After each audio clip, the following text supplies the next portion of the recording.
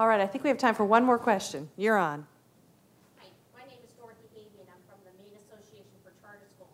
So guess what my question is going to be? When we have a graduation rate of only 80%, that's pretty dismal to me, and it's been that for many, many years. Statistics can be whatever they want to be. We aren't graduating the number of kids out of high school that we need to. So what's wrong with that? Is it that the schools aren't working for every student, and shouldn't there be choice for parents, students, and teachers in Maine? President Obama has come out with great support for charter schools, as has his Secretary for Education. So the question is, would you support charter school enabling legislation if you were governor? Libby Mitchell. No, I would not, and I'll tell you why. I respect your position, and I hear what you're saying, because you are very concerned about kids doing well. I'm also concerned about kids doing well. And if charter schools are so good for a few kids, why don't we do that for all the kids that you're going to leave behind? Maine is struggling to fund schools properly. I want all of them to have the very, very best education. We do have forms of charter schools in Maine. You may not have thought about them, but the Maine School of Math and Science. We have pockets of excellence within schools all over Maine, but I would not divert public school monies for a few kids when we could also build up what's left behind for all the kids. Now, my kids went to a school union, and I know that's been eliminated, and I'm still grieving that, because in my district, all 4 of my kids went to 4 different high schools. One was Waterville. And they did very well, and they had public school choice. I do believe in public school choice, but not in charter schools. But All right, Sean Moody. I'm not in favor, and I'll say why. Merit pay is one of the keys to unlock Maine's educational future, okay, and not tied to student performance, but like you're doing a comprehensive review in the private enterprise, you have the student and parents, you have a principal, and you have a small teacher peer group. Across-the-board pay raises breed mediocrity, plain and simple. Cast that out over time. This doesn't work. So we need to re-inspire and pay our best educators in this state what they deserve. And that is going to create that upswing of talent that we need, but also it's going to inspire the other peers, the ones that don't get the merit pay raise, so they want to aspire to do better, to challenge them to be the best they can be. And the second component is it isn't all about the student, it's about the educator as well, because during that review process, they have the ability to say, hey, this is what I need in the classroom to succeed. I don't need 3 ed techs, I only need 1 good one. I don't need this mandate, whatever it may be. So it's a very interactive, productive process that we need in Maine desperately.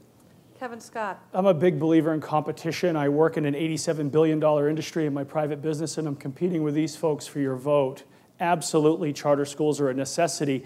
However, when I looked at this problem, and I wanted to bring some of my thinking into the equation, because I studied charter schools, and I saw that the charter school where the charter is held by the State Department of Education or the local public school district, right? If your board of directors and your advisors come out of the school district you're competing against, there's an inherent problem there. There's a little bit of a conflict.